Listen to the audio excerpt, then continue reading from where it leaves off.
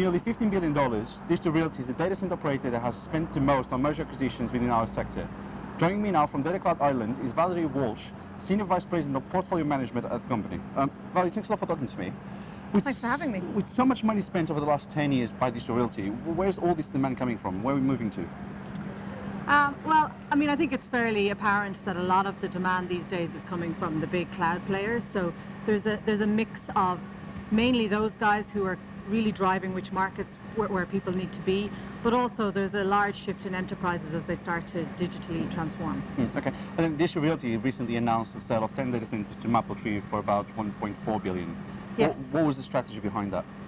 Well, you know, we have a goal of self-funding, and so as part of that goal, we decided to do this investment, and within that it helps diversify our equity. So it's a change for us, but it's a good change, positive change. Okay. And where are these assets based geographically? Is it North America, Europe, Asia? Is it spread all over? No, there aren't any in Europe. It's all America, all US.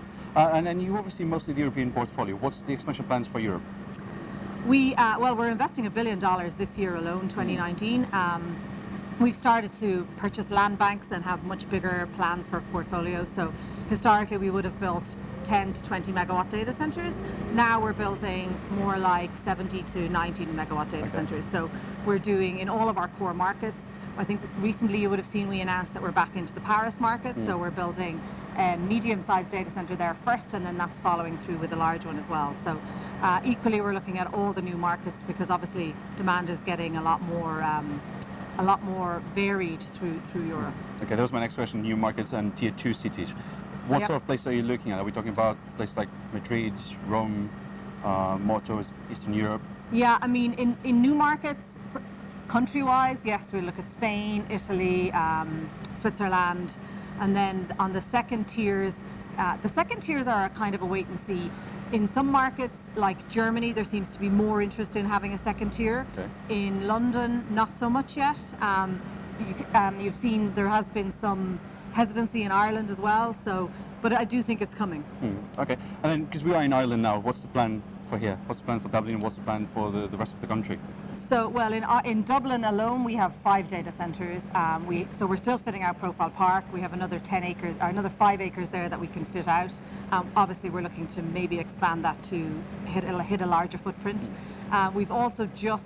We're just reinvesting in a property we just got back 2 weeks ago in Clonshaugh. So that's a 20 megawatt facility, and so we're just doing redevelopment and investment there. So we have a lot for the short term in Dublin to sell, but equally we're conscious of the next stages. As I say, there has been hesitancy on second tier, so we haven't yet committed to Cork or another. Where have you been hesitant? Is it because of power or? Where have we been, sorry? Hesitant. Hesitant. Yeah. We've been main demand. Okay. Demand. It's still tricky to get customers to move to somewhere outside of Dublin because their networks are in Dublin, because the core is in Dublin, and you know the cores have to get to a huge size before they need a second tier. I just don't think we're there yet. Okay, and then we are Datacloud Ireland. What do you expect to change in the next 12 months within this market? Can it be news around demand? Can it be news around power? Any government taxes? What do you expect to change? Well, hopefully the power starts to alleviate a little. People are starting to put in different types of alternative renewable sources of power, so I think that will start to see the business really turn around and drive again. Subsea cables are obviously huge in this region. There are lots of subsea cable projects going on. Airgrid are doing a lot. You know, they have a strategic planning meeting next week, I think it is. And you know they're focused and they realise that data centres are a huge integral part of the grid. So I hope to see some positivity there.